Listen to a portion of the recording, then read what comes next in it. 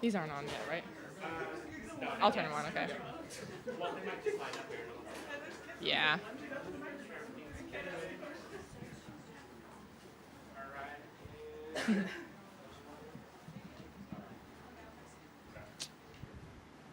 I should have worked on my arms before I came in. I have better guns for this press conference. Like this. Yeah. All right, I'm joined here by Lydia Ko in the Media Center at the Chevron Championship. Welcome, Lydia, first major of the year. Just to kick things off, this is your 7th event of the season. Already have 1 win under the belt, 2 additional top 10s. How's your game feeling going into this week? Yeah, I feel like I've been playing a lot more solid, and to be able to win the first tournament of the year was just a bit of a confidence booster, and to play well the week after was also great. I think when you come back from an off season, it's hard to know whether you're actually going to play well or not, and I think those first few events are a good gauge on what you need to work on throughout the season. And luckily, I was able to get a couple good results and learn what are the aspects I need to work on and what are the things that's going well. So I feel like I'm progressing, and the more chances I give myself, I feel like one of those chances are gonna happen at the end of the Sunday. So I'm excited to be here, and it's our second time in the Woodlands area. So I'm excited for a great week. And you mentioning this is the second time you've played here. What did you learn about this course maybe last year? That there's a lot of water on the left, which my ball ended up there quite a bit last year. My week was cut short because I just didn't play that well. But the course, I think they did some changes, put in a couple extra bunkers and, did some work around the greens as well. So I've only played the front 9 as of now. But I feel more comfortable playing second time around, and I think sometimes when you go to a golf course that you haven't played before and you don't play well, you don't have a lot to gauge off from, but it might be a good thing. And I'm hoping to make some more great memories here, and hopefully a lot of people can come out and watch us play. Absolutely. I'll open it up here in the Media Center for questions. Whoever wants to come up, just step up to the mic. Lydia, we know winning first event out of the gate is always a dream start, but it's kind of challenging to maintain that momentum. How have you really maintained that pace that you set yourself up for so far this year? I think my coach has been a big help in that perspective of never getting me too excited or too above. And even after I won the Hilton Grand Vacations Tournament Champions, I think on the Sunday we were like, okay, even though I won, what are the things I could have done better to maybe be more comfortable coming down the stretch, if I have, let's say, a 1-shot lead rather than a 2, 3, 4-shot lead. So it was, I think he always, sees a positive in things, but also we're always looking forward to progressing. And I think that's a great mindset to be. And we were both on the same page on, even though I won, I think I could have done better in this, so that next time if I'm in a similar situation, I'll be able to, handle that better. So he's been a really big help to just kind of keep me grounded and always working to get better. This course, obviously, a lot of people are still kind of unfamiliar with it, but could you just speak to the mental test that this course provides as a major championship venue? Yeah, I think there's no super easy kind of holes. I was saying the front 9 are all very medium, middle range, difficulty holes. And then the back 9, there are a couple more easier ones, but then there are also some really more difficult ones as well. So it's kind of the golf course where you may not necessarily see a ton of birdies, and you may end up seeing a stretch of let's say 7, 8 pars, and then when you keep making pars, even though it's you're still playing well, you might run out of patience, and then you could lose your focus and make a mistake or anything like that. So I think it's a golf course that requires a lot of patience, and know that because there are quite a few of those maybe middle to longer range par 4s and those kind of length par 3s as well, you might not necessarily get as many birdie opportunities or chances on the scorecard, but as long as you keep grinding and you set up opportunities, then those things are going to get sorted by itself. All right, Kent. Lydia, you talked about playing on the front nine. It's seen a decent number of changes from last year to this year. Could you walk through how some of those changes might impact your approach to the front side? I think the two biggest changes are on 8 and 9. I know, like when I walked up to the green on the first hole, I was like, the green complex looks very similar. But I was playing with a good friend of mine, Lindy, and she has a local caddy this week. And Steven said that, they had toned down some of the ridges and all that. So I think to the naked eye, and to somebody that's only come here 2 times, or this is my second time, I think you might not even know that there was a difference made. But on 8, they made the drive a lot more tighter, just having the bunker come into play a little bit more.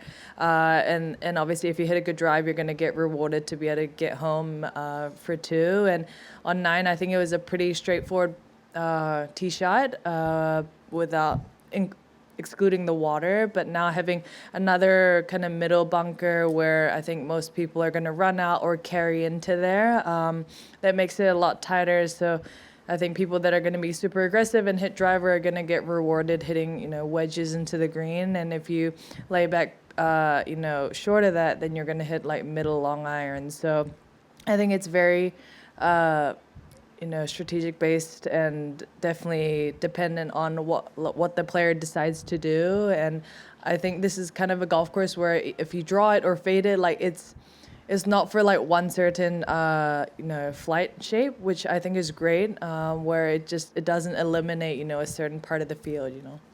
How receptive have the greens been this year compared to last year?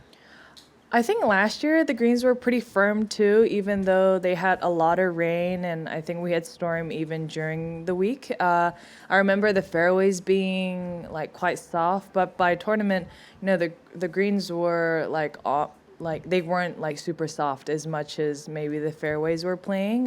But when you do come to courses where they've done work on the greens, you've got to expect it to be firmer than maybe this golf course in 5-10 years time, just because the ground and grass, everything has more time to settle. But I don't think it's outrageously firm where you can't hold greens with irons. So it is going to be difficult, and that's why I think being on the fairway is going to be crucial. And especially on Bermuda, you could get any sort of lie in the rough. So I think being accurate off the tee is going to be a huge help, and to be able to attack some of these pin positions. What's it been like for you to watch Nelly's run of 4 wins in a row, and where does that streak kind of rank for you in terms of runs of performances since you've been on tour? I think this is definitely one of the best, I think, stretch a player has played in my 11 years on tour.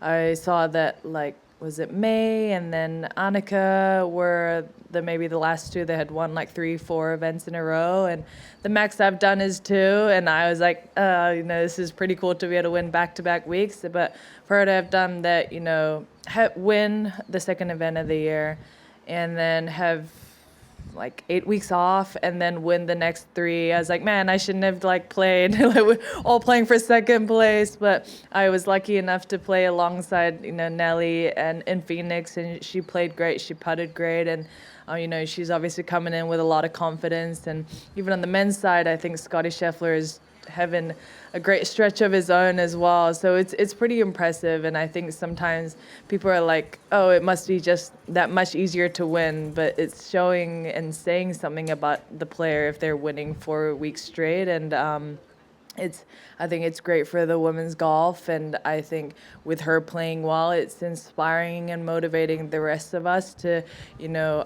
keep doing what we're working on. And, we all know that golf is a difficult game, so we're just trying to do our best, and it's a new week, so who knows what's going to happen. What differences did you see in her game to elevate herself to this level? I mean, I think she's always been a world-class player.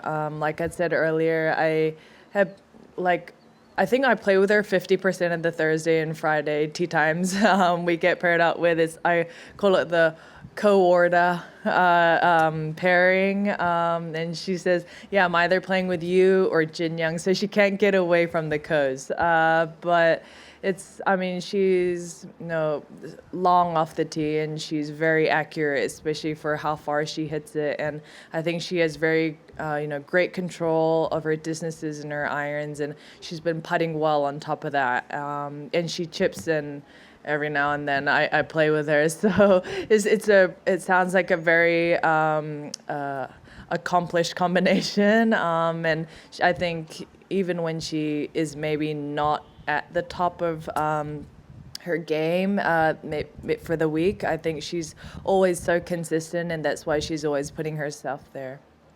All right, next. Hey, Lydia.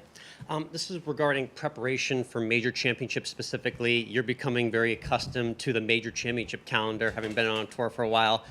How has your preparation for major championships evolved over your time on tour, and what did it look like getting ready for the Chevron Championship this week? Yeah, I think it's been very circumstantial in the sense that, before when we were playing in Palm Springs, I would play those couple events leading up to this tournament. And now I think, everybody had a week off before coming into this week. So I think it's like very dependent on the major.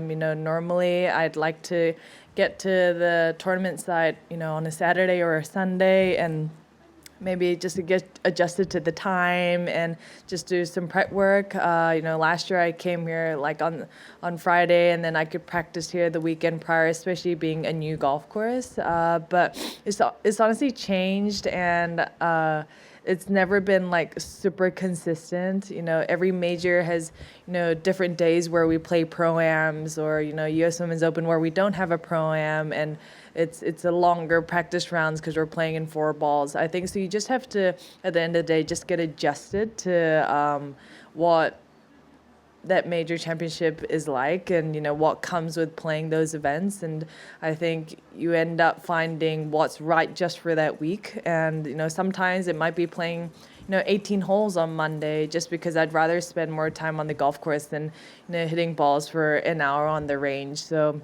I think I'd try and listen to my mind or my body and say, what are the things I actually need to work on and what would be beneficial for me. And I think that's what I've learned the most throughout the years, is to just listen to what the voice is saying in my head. And I think it's normally a pretty good gauge of like what I actually need to do that week. Awesome. Good luck this week. Thank you. All right, one more here. Lydia, is there any adjusting that you have to do going into this week as far as ball flight and trajectory is concerned? I don't think so. I haven't done a whole lot of work on my TrackMan to see how much further or less the ball is traveling. But my caddy Paul checked that the altitude is only like 100 and something feet, so we're not like playing in like Mexico City where the ball is like traveling a super long way. So I think for most parts it's just like your any standard week. And in Florida, I think we get this kind of Bermuda grass, so it's not like too unfamiliar, but it's just more trying to get just used to the conditions here, and sending my swings to my coach as usual, and doing some good work with my putting coach as well, and just getting adjusted more to the conditions rather than how far my ball is traveling. And what have your thoughts been on the woodlands here over the last 2 years? It's been nice. I've been staying at a hotel in the Woodlands area, and I think the area that I'm in has a lot of good food options, including a True Food Kitchen. So it's such a modern, new area, and I saw on the sign coming in that it's been 50 years since the Woodlands. I don't know, Yeah, so it was. It is definitely very new, and you can see that by the buildings and everything. And the only other time I'd played in Houston was for the U.S. Women's Open when we played in December a few years ago. So it feels like a completely different area. And then obviously Texas is big, and I hear a lot of great, things about this area. And I don't know if it's because it's like a local biasness, but it's a really, beautiful and quiet area and very easy to get around. So as a player, like it's not that difficult for us because people have a lot of great housing and hotel, and we're not having to go like 30 plus minutes to go to the grocery store or come to the golf course. So logistically it's super easy, and honestly Chevron has gone above and beyond to keep elevating this event. And I'm lucky enough to be able to go to the champions dinner yesterday, and everything they've done, whether it's like things on on course on the tournament site to things like that, they've just been investing so much in that. And I think as players we're very grateful to be able to play these championships where the partners are super supportive and of women's golf and just growing it, and even supporting the junior AMs that are also competing this week. All right, one more here in the media center, and then if you have a question on the Zoom, we can unmute after this question. Hello. Little different topic. We are about 100 days left until the 2024 Paris Olympics. As a two-time Olympic medalist, how much is that on your mind? How much are you hoping to and looking forward to making, going to Olympics again and performing well there? Yeah, I'm super excited. I think there's definitely a star next to, the 2024 Paris Olympics. It's weird because I can't believe it's been, 3 years already since the Tokyo Olympics, having that being played a year later than its original date. But, the last two Olympics has been great. It was always a dream of mine to be able to play in the Olympics, and to be there at Rio and to medal was an unbelievable experience. And obviously due to the circumstances, Tokyo was a little different, but hopefully, knock on wood, Paris is going to be, almost like back to normal, and it's literally celebrating the best athletes all around the world. So, I'm excited and, hopeful to be part of that. And, I'm